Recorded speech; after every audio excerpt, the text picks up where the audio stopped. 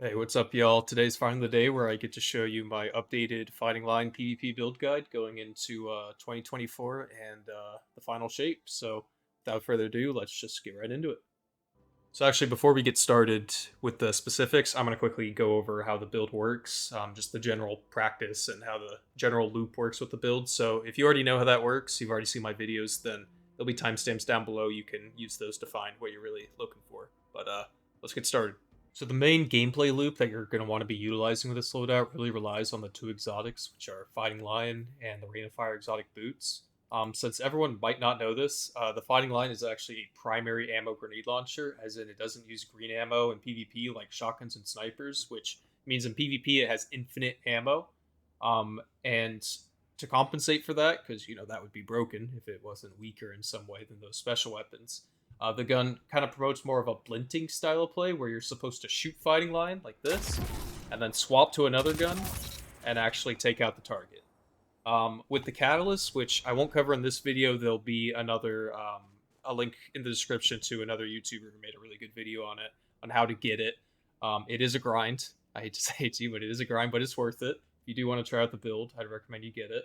But it increases your handling and accuracy, which I know are kind of arbitrary terms for a lot of people, but what it pretty much means is whenever you shoot a gun, traditionally you shoot a Fighting Lion, this will make this gun a lot snappier on initial pullout. So it makes a big difference. So as you can see from that last demonstration, the main thing that balances this weapon, and the reason you don't see it in every single Crucible game you play, is its low damage, which is only 116 plus 21, as you can see here for a direct shot, and then even less for an indirect shot. And we can't really do anything about the low damage of the gun. It's always going to hold it back. But the really cool thing about this build, and where the exotic Warlock boot Rain of Fire come in, is instead of having to only shoot once like this, you can actually Icarus dash and immediately shoot after to get a two-shot. And while people are running around and in an actual sense, when people aren't just standing still, it's pretty difficult to shoot your first shot, Icarus dash, and then shoot again and actually hit your targets directly. But this does, and that's where the skill gap comes in with this loadout. But this does kind of circumvent the damage a little bit and actually let you do some real damage with the gun if you're accurate enough. So now that I've explained the build briefly and kind of given you a glimpse of how it's supposed to play and the general gameplay loop, let's get started with the build guide. So I think the best place to start is probably the subclass, and what better place to start than the super? So Well of Radiance is just super broken right now, unfortunately. You have to play it. I really like playing Dawnblade. It has a really cool aggressive pressuring kind of play style to it, but especially in trials, there's no reason not to run Well of Radiance. So that I would say is a must. Going into the abilities, I think Healing Rift super strong right now. Empowering Rift might be strong later if they ever touch Healing Rift. Some people like using Phoenix Dive. I don't really feel like I'd get much value out of it, honestly. It feels like there's too many little things that you kind of have to go right with it to get value. The Healing Rift is just very simple. Place it down. You're going to get a certain amount of value each time from it. I would definitely recommend the Healing Rift. Burst Glide is also another must with this build. I think these other two, these other two suck. Like, you have to use Burst Glide. This is going to give you that speed with Icarus Dash. There's no way around it. You have to use Burst Glide. The choices start to come up when you get to the melee between Celestial Fire and Incinerator. And a lot of top players like to skate snap with Incinerator. But with this build, I feel like you're already quick enough with Icarus Dash on a 5-second cooldown. And Celestial Fire just gives you so much value in the fact that, you shoot your shot with Fighting Line, you Icarus Dash, shoot again, the guy's on 1 HP, he's, 15 meters away from you. It kind of gives you that, last grasp damage that's really important. So I really like Celestial Fire, but you could use either of these. If you like snap skating, go for Incinerator. But I personally like Celestial, and I don't see myself swapping off it anytime soon. And then finally, the grenades. So there's a lot of actually good options here. I have a friend who uses fusion nades, which is more for an offensive play style. Fire bolts are pretty good. You can use trip mines. I used to use solar nades. I don't anymore just because of the high base cooldown. Um, there's a lot of actually good nades in here, but if you had to choose one, I think the healing nade is the best. Especially in this meta of team shotting currently, just having that healing option, and you really get a lot of value out of this, not in those team shot instances, but when you're running away from someone and you're low HP, let's say you get the first kill in a 1 versus 3. Throwing that healing nade on the ground gives you that little health bump and little regen that gives you just enough health to kill the second guy, and then you can kind of isolate the 1v1. So I think the healing nade gives you a lot of value, and you know, if you're just picking up this build for the first time, I'd start out with the healing nade, but feel free to experiment with these and with the melees, because I think there's no real one right option. You can kind of figure out whatever works best for you. So now let's move on to the aspects. So for the first one, Icarus Dash, this is a must. You have to run Icarus Dash. If you're not running Icarus Dash, I don't know what you're doing. So this is a must. The choice comes down to the second one between Heat Rises and Touch of Flame. So if you are a newer player and let's say you come from high ability uptime playstyles such as Void Titan, Stasis Warlock, other things like that, I would recommend Touch of Flame because you kind of get that same high. This is more based on your abilities. It enhances your healing, solar fireball, all your nades. It gives you scorch burn. It gives you a lot more tangible value, I think, in your day to day playing. But if you really want to experience this build at its highest potential skill ceiling, I would go with Heat Rises, which all it really does is it lets you fire weapons, melee, throw grenades while gliding, and that doesn't sound very good, but you'd be surprised, especially in this meta. Grenade launchers, you're not aiming down sights as much, so when you jump and glide, normally when you shoot while you're gliding, it'll cancel your glide, and so I know some people like that because they use it as a glide cancel or a sprint cancel. So if you wanted to use Heat Rises and you're used to that being a sprint cancel, then you're gonna have to kind of get used to it, which is definitely a downside. And if you are one of those people, I would recommend probably just sticking with Touch of Flame. But if not, Heat Rises, I'm not 100% on this, but everyone complains about the air effectiveness or whatever that stat is that makes you more, more randomness when you're shooting a gun in the air. I don't feel it at all with Heat Rises. And it's, with an SMG, while you're gliding and shooting and getting 100% accuracy, it feels really good.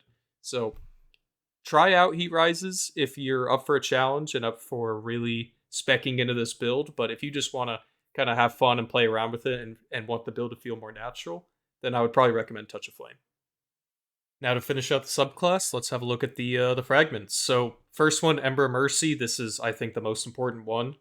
You can read it here. I won't read it back to you. But the Fire Sprite, it doesn't give you too much value, but it's kind of nice. Whenever you get that melee kill, you can get the restoration off of it. The really important thing is the 10 resilience. As you can see with my build down here, I go for the 100, and that'll be kind of a common theme with the fragments. Ember Mercy, go for it. Get you a lot of value in trials with the revives, and the resilience is super important. Next one is Ember Searing. This one, defeating Scorched grants melee energy and Fire Sprite. Don't really care about that. I just care about the recovery. Once again, to get my stats up. Ember of Beams. Once again, this is for the stats, plus 10 in intellect. When I used to play Dawnblade, I used to get value out of this, which if you are going to play Dawnblade, I think you do want to use this because it really gives you a lot of tracking. And the tracking can be kind of annoying sometimes. Like, it'll track too much and it'll bend around walls. If you're trying to go for like a really narrow shot and someone's by a wall, it'll sometimes over curve in there, which can be kind of annoying. But in general, you're going to get a lot of value out of this. And the 10 intellect is really important. And then finally, Ember of Solace. I think this one's really good. Radiant and restoration effects give you increased duration. You actually do get a pretty big benefit with this, especially when you compare it with the Ember of Mercy, with the Fire Sprite, with all these other things. The increased duration really does make a big difference. And there aren't really too many other good ones in here, I'll be honest. If your stats are okay, then these two right here, I'd say you could swap out. I would keep Ember of Solace and Ember of Mercy as like mandatory ones, but you can experiment with these two if you feel like your stats are good enough. So that's pretty much it for the subclass part of it. Like I said before, there's a lot of variations you can have. So feel free to experiment with those. But let's get on to the armor real quick, and then I'll go into the weapons. Armor mods, I'm gonna be honest, aren't really that important. I think you want kinetic and void loader. You could go for 2 void loaders if you want, but that's just what I go for. Um, Void Siphon I like because it pairs with Lion a little bit. I know the orbs that you get aren't very good, but I feel like the new mods, or it's not new, it's been out for a long time, but the mod system is really limiting, and there's not really much you can do with it, especially for this build. So these solar damage and stuff like that, they're PvE. Like it really doesn't matter that much. For the boots, I would recommend recuperation. I think recuperation does get you more value out of orbs of power. And then I just have absolution as well on the side. And then finally, I like to use Reaper, Bomber, Outreach. These aren't really super important. You really want to focus on getting these stats good. And I'd never mentioned it before, and I did on the last build guide video, so I will go over it real quick here. 100 recovery is a must for this build. You need 100 recovery. If you don't have it, don't play it until you get 100 recovery. The whole idea of this build is bobbing and weaving in and out of cover, and if you don't have a high recovery, you're not going to be able to make this work. So 100 recovery is the most important thing. Then, surprisingly, I would actually go for resilience as the next most important one. The amount of times where I've lived on barely any HP, like a sliver, like I can't even see my health bar, in important rounds, you're gonna be in and amongst the chaos a lot of times with this build, and having just every little bit of health possible goes a long way. So I would go for resilience as your second, and then obviously intellect and trials with how broken well is. You really want to get it up as high as possible. I was luckily able to get it up to 100. Um, these are definitely the three that you want to look for.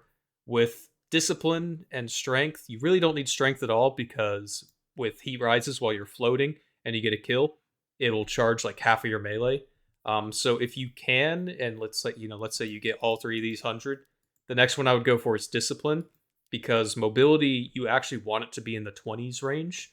So if it's in the 10s range, it's okay. If it's in the 30s range, it's okay. But I've kind of found that the 20s range is a sweet spot, because you can see here, mobility doesn't make you run faster. It just increases your movement speed, which is your strafe speed left and right, which is important, but it also increases your maximum jump height, which is actually not good for the build, because most of your speed when you're moving around the map is from your burst glide. And if your arch, when you're jumping, when you're doing the little burst glide, before you hit the ground, if your arch is higher, then you're not going to be able to utilize that burst as much. So you actually do want low mobility on this build, surprisingly, even though it is probably one of the most mobile builds in the game. But that's just how Bungie made the mobility stat work. So let's finally get into the meat and potatoes of the build, which is the weapons. So there's a few different weapons you can use with Fighting Lion. I've got a couple here. Maybe one day, maybe one day. But let's first let's look at Fighting Lion first. There's nothing really too much to say here. It's an exotic. There's no random rolls on it.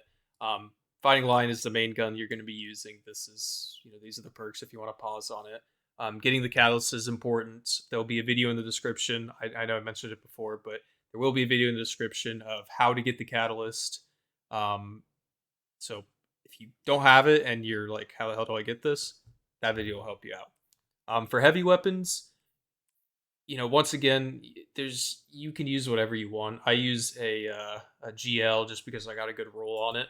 I will say though, if you are going to be using a GL after the nerfs recently, don't use prox nades. Proximity nade grenades are trash, apparently, from what I've heard and what I've seen. So use spike grenades if you have it, ideally. But if not, anything besides prox, I think, is probably the way to go.